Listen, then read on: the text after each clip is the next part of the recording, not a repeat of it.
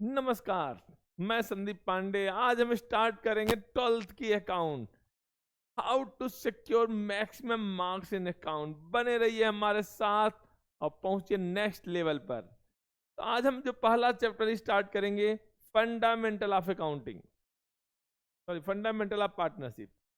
अच्छा, अगर आपको बोला जाए कि आप घर बैठकर कैसे अच्छे नंबर ला सकते हैं, वो भी फ्री ऑफ कॉस्ट, तो आपको केवल एक काम करना है, मेरे चैनल को सब्सक्राइब करना है और मेरे रिकॉर्डेड लेक्चर्स को पर डे पढ़ना है with pen and copy. And I assure you that आपके मार्क्स 95 पार। ठीक है, स्टार्ट करते हैं आज की पहली क्लास। नवरात्र के पहले दिन पर पहली क्लास हमारी हर्षित क्लासेस में फंडामेंटल ऑफ पार्टनरशिप। तो पहला चीज हम पढ़ेंगे आज कि पार्टनरशिप क्या है। What is partnership?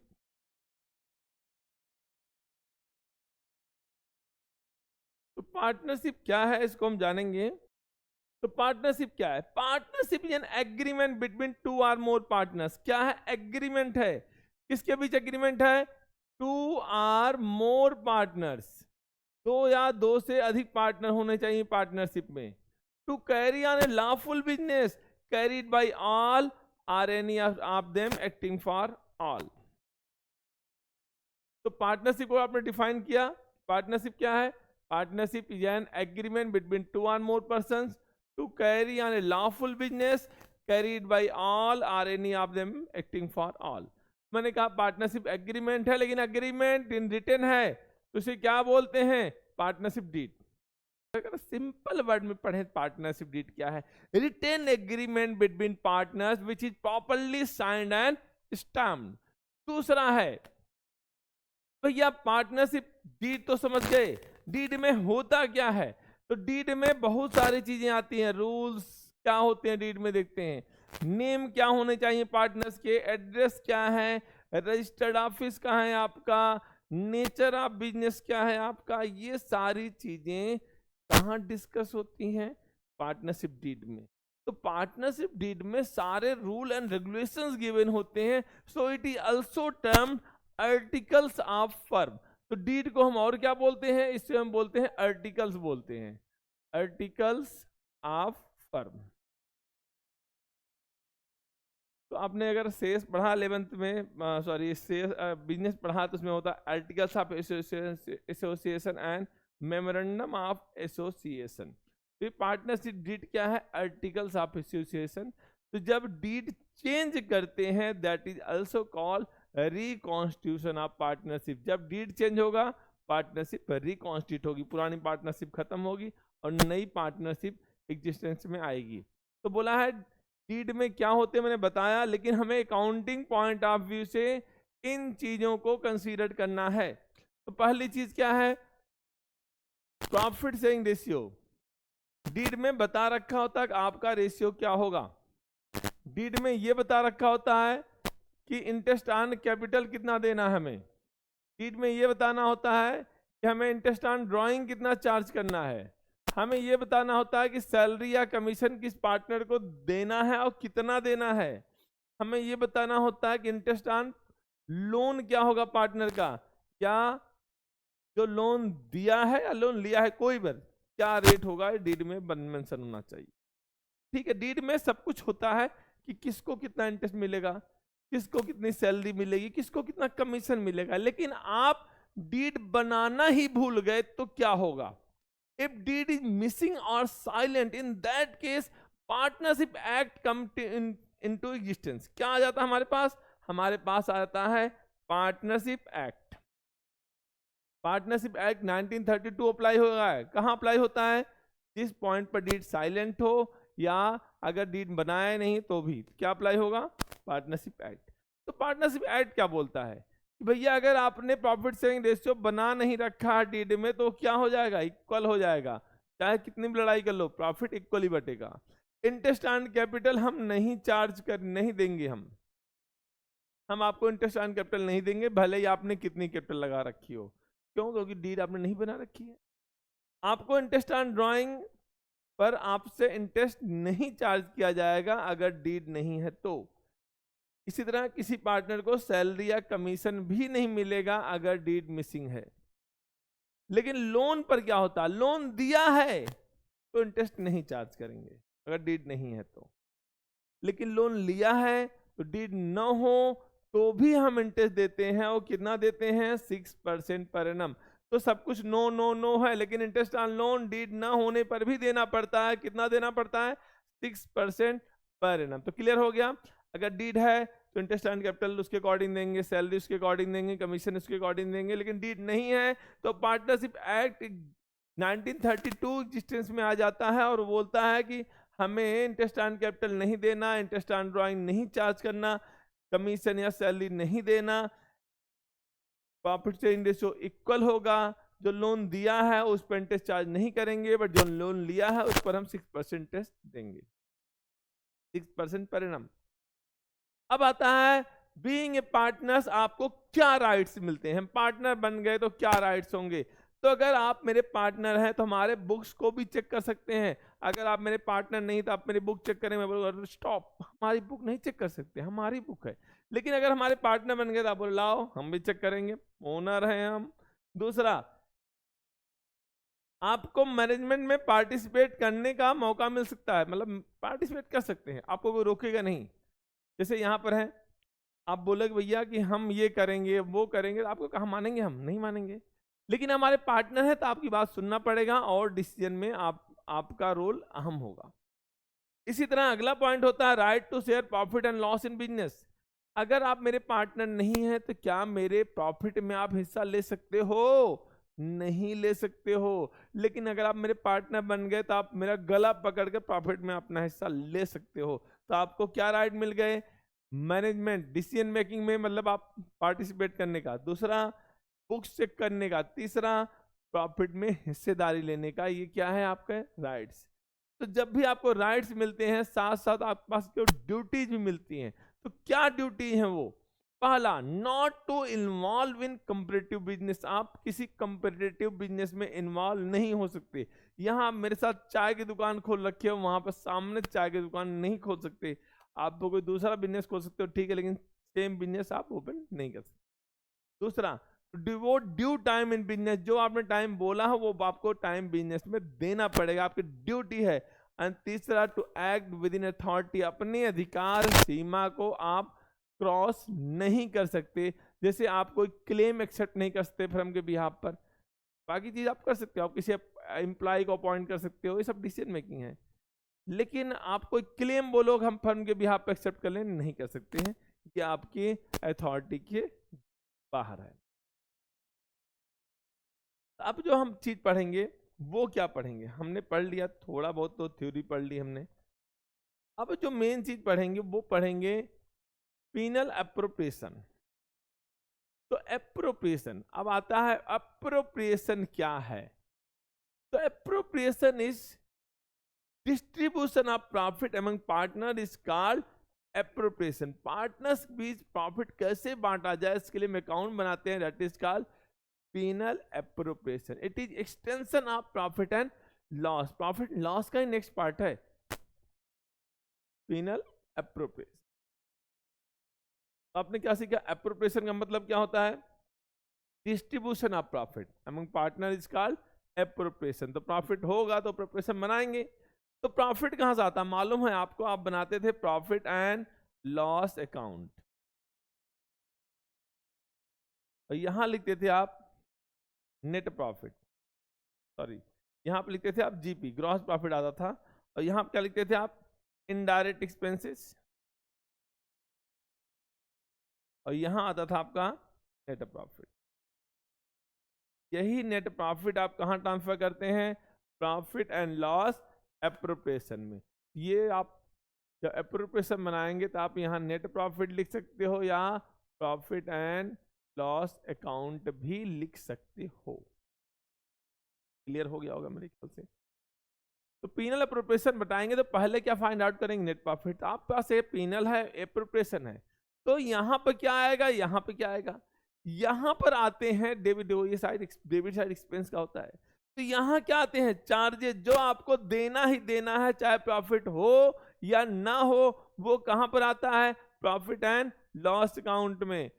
Profit loss account में क्या आते हैं, चार्जेज आते हैं, चाहे आपको प्रॉफिट हो ना हो, आपको वो चीज देना है। जैसे इंटरेस्ट ऑन लोन देना है, पार्टनर मैनेजर की सैलरी देना है, रूम रेंट देना ही देना है, ये सब क्या है, चार्ज है।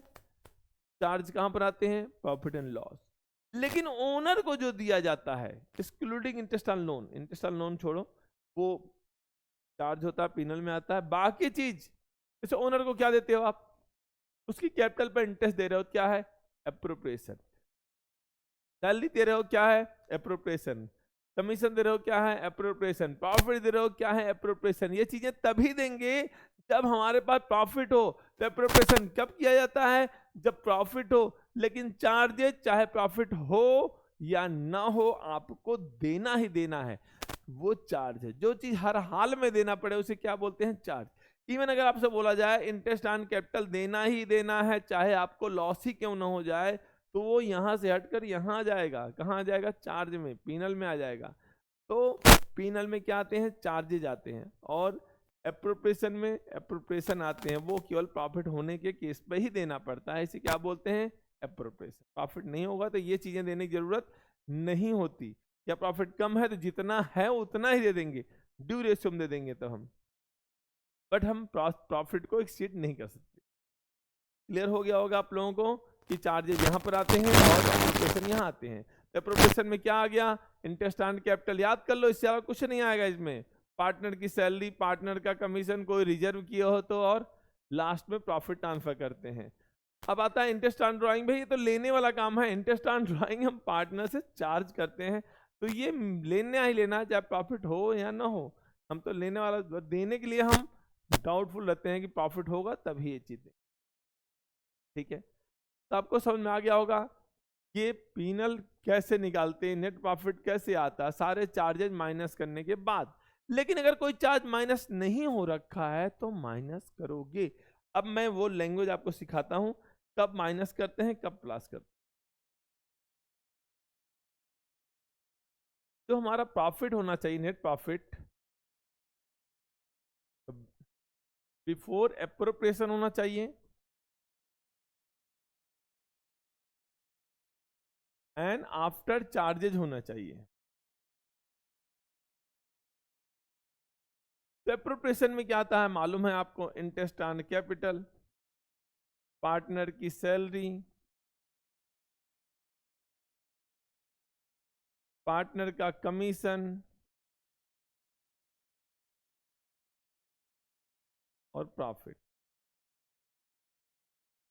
ये चीजें क्या है, एप्रोप्रिएशन। मेन चीज आप इनको देखना है, प्रॉफिट तो लास्ट चीज है, तो बच्चे कर देंगे। Interest on capital, partner salary, partner commission, क्या है, एप्रोप्रिएशन। तो ये हमेशा बिफोर होना चाहिए। अगर आफ्टर दे रखा है तो गलत है, बिफोर है तो सही है, तो आपको कुछ नहीं करना। लेकिन आफ्टर दे रखा है तो आपने माइनस कर रखा है, उसको प्लस करेंगे। लेकिन ये चीजें आफ्टर चार्जेज, चार्जेज में आपको जनरली क्या गिवन होता है, interest on loan, room rent, managers remuneration,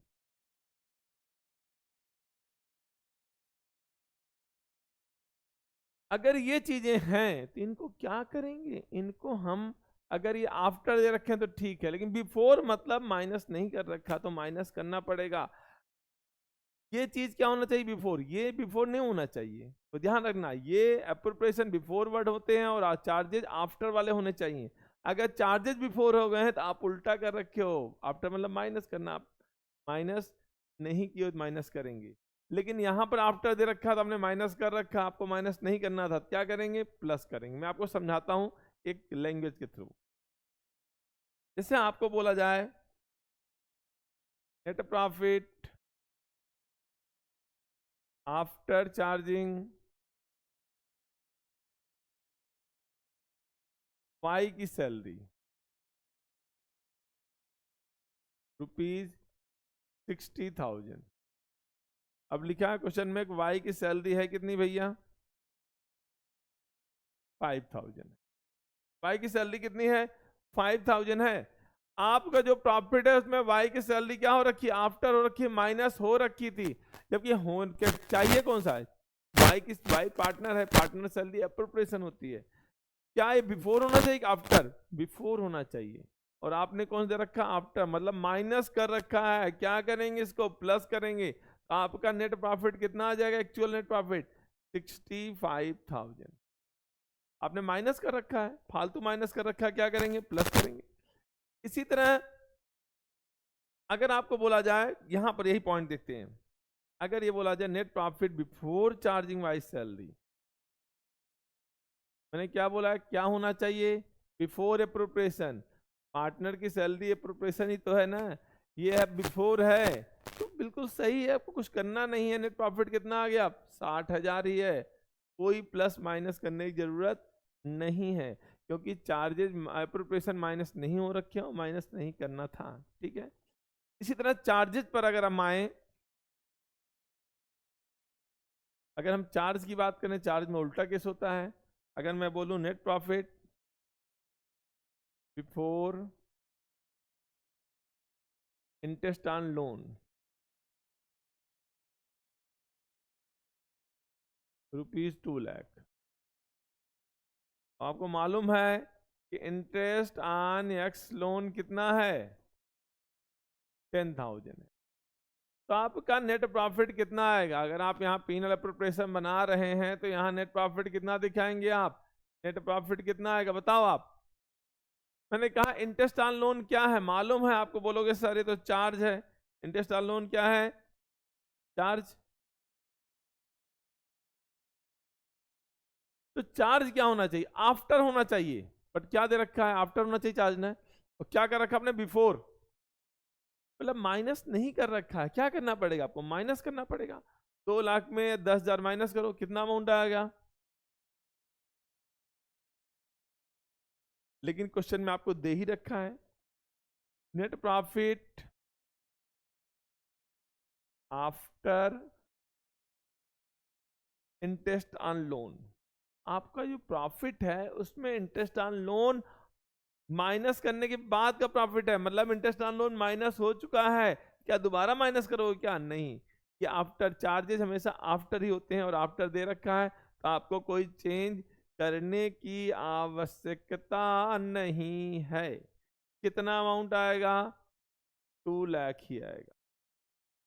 तो ये सबसे टिपिकल चीज था, कब माइनस करना है और कब माइनस प्लस नहीं करना है। अगर आपको बिफोर दे रखा है या कुछ नहीं बोला तब भी कुछ दिक्कत नहीं है, लेकिन अगर मालूम है एप्रोप्रिएशन माइनस हो रखा है गलती से तो प्लस करेंगे, और चार्जेस माइनस नहीं हो रखे हैं तो माइनस करेंगे, अगर हो रखे हैं तो कोई दिक्कत नहीं। तो अभी आपने जो पढ़ा एप्रोप्रिएशन, पहला पॉइंट प्रॉफिट कैसे निकालते हैं मैंने आपको बता दिया, आपका ये पॉइंट क्लियर हो गया, how to calculate net profit. अब ये सारे सेगमेंट आपको पढ़ने हैं तभी आप इस चैप्टर में परफेक्ट हो सकते हो। How to calculate net profit, how to calculate interest on drawing. तो आज मैं जो सेगमेंट पढ़ाऊंगा इस साइड का कि हम नेट प्रॉफिट कैसे निकालते हैं, दूसरा सेगमेंट है इंटरेस्ट ऑन ड्राइंग कैसे चार्ज करते हैं। ये दो चीज आ गया तो आपका 30% चैप्टर कंप्लीट हो गया। अब हम आते हैं नेक्स्ट पॉइंट पर, इंटरेस्ट ऑन ड्राइंग दे रखा है। तो ड्राइंग दो तरह का होता है, एक होता है इरेगुलर ड्राइंग, कभी मैं मन पाया पैसा निकाल लिया, एक होता है रेगुलर ड्राइंग, जहां आपने बना रखा है हर महीने की 1 तारीख को हमें 5,000 रुपये चाहिए, हर महीने की लास्ट तारीख को मुझे 5,000 चाहिए, या हर महीने के मिड में मुझे 5,000 चाहिए। वो हर महीने चाहिए या हर क्वार्टर में चाहिए या हर हाफ ईयरली चाहिए, वो रेगुलरिटी है, वो रेगुलर ड्राइंग है। Regular drawing with regular amount का फॉर्मूला अलग होता है, पर इरेगुलर ड्राइंग का अलग होता है। पर आपने एक ही बार ड्राइंग की, आपने ड्राइंग कर रखी है 50,000 की है, आपको कुछ मालूम नहीं है कब किया, क्वेश्चन में नहीं दे रखा, तो हम क्या करेंगे, तो हम एवरेज पीरियड लेंगे। एवरेज पीरियड क्या होता है, maximum and minimum divide by 2। Maximum time कितना है 12 महीने, मिनिमम टाइम कितना है 0 डिवाइड बाय 2 करो, कितना अमाउंट आ गया 6 मंथ। तो जब भी आपको टाइम नहीं दे रखा है, इंटरेस्ट कितने महीने का चार्ज होता है 6 मंथ का, लेकिन क्वेश्चन ही 6 महीने का है, तो मान लो उसने बिजनेस स्टार्ट किया अप्रैल में, सॉरी अक्टूबर में, अकाउंट कब क्लोज रहा मार्च में, अब 6 महीने का पीरियड है, यहां भी आपको बता नहीं रखा ड्राइंग कितने महीने की है। बोला एक्स की ड्राइंग 5000, ऐसे लिखा है, एक्स की ड्राइंग 5000।